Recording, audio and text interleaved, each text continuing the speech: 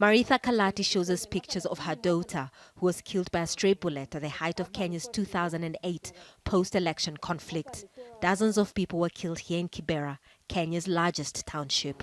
It was one of the hot spots in the violence that killed at least 1,300 people nationwide. Now the country is preparing for another general election next year, and she's worried. I'm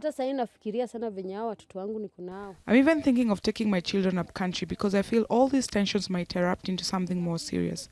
Most of the time when the clashes start, we leave and go further away until it's calm. Weekly opposition protests against the Electoral Commission have led to ethnic-based name-calling and hate speech between politicians from both the opposition and the ruling party. 8 members of the National Assembly have been arrested for hate speech and inciting their communities to violence. This central Kenya MP is accused of calling for the assassination of opposition leader Raila Odinga at a recent political rally. It's this kind of rhetoric that is worrying many people.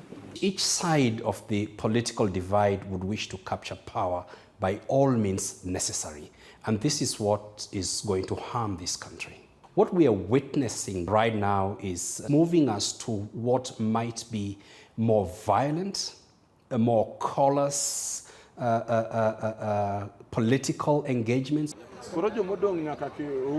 In KIBERA, community leaders have started a peace campaign aimed at young people. On this day, they're discussing the arrest of some of their politicians. A day earlier, young protesters engaged police on the streets, crippling businesses in the area. Tension remains high in parts of KIBERA.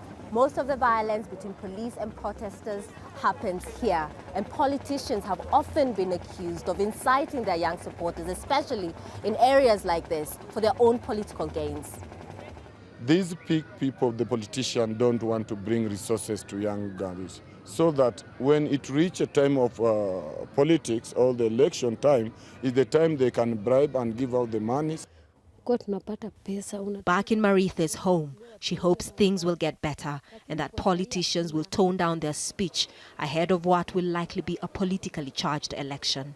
Catherine Soy, Al Jazeera, Nairobi.